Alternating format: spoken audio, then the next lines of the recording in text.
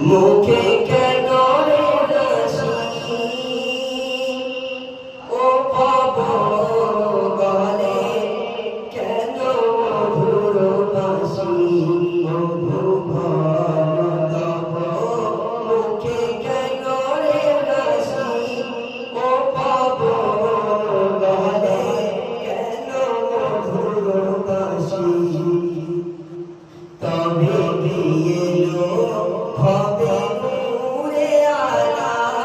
তবে গিয়েলো হবে নূরে আলা ধরণীর দোলনাতে সাল্লাল্লাহু